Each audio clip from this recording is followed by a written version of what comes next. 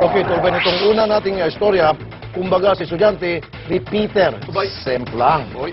Bakit kanyo? Kasi paulit-ulit na pinagbabawal ng DepEd ang paniningil sa estudyante sa mga publikong eskwelahan.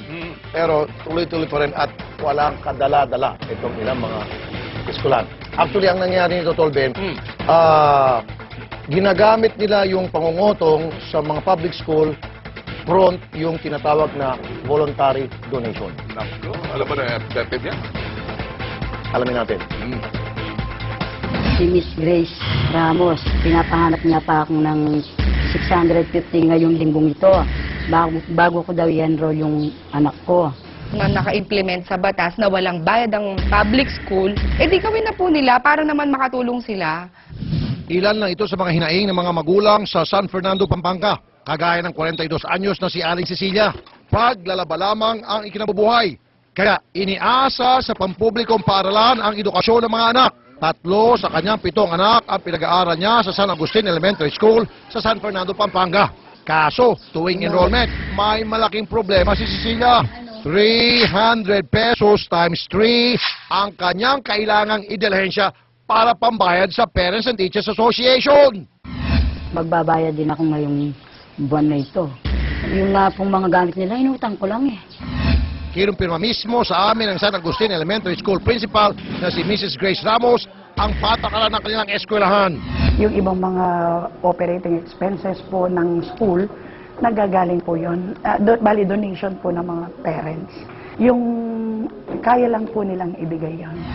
Ano ka mo, ma'am? Donasyon?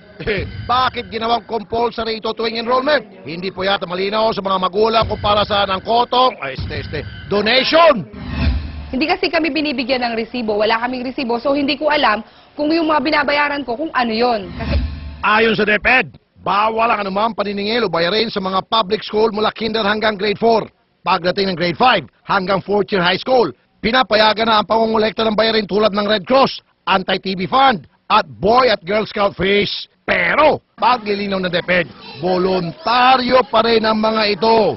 Kung ganon, bakit may ganitong reklamo sa San Agustin Elementary School? Kasi dapat, Tolben, matagal ko nang sinasabi yan, ilang sekretary na ng education na kausap ko, si Bakin na kasi ang voluntary, tinamaan ng kidlat na contribution na yan. Alam mo, Tol, pag tuwing school opening talagang ito'y kultura na eh. Kahit na anong sasabihin ng DepEd, marang hindi ho natitinag itong mga eskwelahan. Kaya nga dapat, yung salitang voluntary contribution, totally alisin na, wala na talagang contribution sa kahit anong pampubliko sa eskwelahan. Ang masaklap niya, example, para daw sa Red Cross, para daw sa Anti-TB. Ba't problemahin pa ng mga paslit yan? Problema yan ng DOH. Problema ng gobyerno natin yan, yung para sa pati Boy Scout ba naman, problemahin pa nila. Voluntary daw, pero kotong yun. Dahil kapag hindi ka nagbigay, hindi kayo papasa o dili kaya i-hold yung mga grades mo. Okay. Yun eh. Paulit-ulit na lang, wala nang katapusan. Okay. Paano naman? Parang ito yung mga nangyayari sa mga malalayong probinsya. Wala sa Metro Manila. Madaling masuplong. Kaya kinakala nitong mga nasa probinsya, makakalusot sila. Ay, gano'n ang tingin ko rin, ha? Pero ewan natin kung... Alam mo, nakikita ko dyan, why is this happening? It keeps on happening. Dahil, yung mga nasa DepEd, yung budget para sa mga eskwelahan, hindi pinaparating, hindi na binibigay, binubulsa. So, parang sinasabi, gumawa kayo ng remedyo. Diba? So, patay ka para. Ito mga teacher naman, kulang kami sa operation expenses. Janitor, jobos, chok, what have you. Ang gagawin nila, ipapasa nila sa mga estudyante.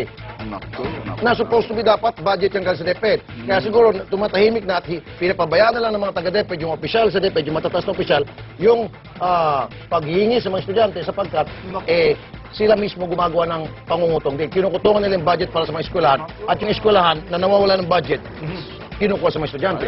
Well, tingnan natin to. Tingnan. Sino pong pwedeng makausap? Okay, babalikan. At medyo sa parting wala nang katigil-tigil every single day, every time na mag-enrollment, at pagkatapos ng enrollment sa closing, magdadagsaan yung reklamo tungkol sa ganitong klase. Pero nakikita mo sa mga probinsya nangyayari? Hindi, maging dito sa Metro Manila. Metro Manila? Mas, ano nga dito eh. Sige, babalikan natin ang issue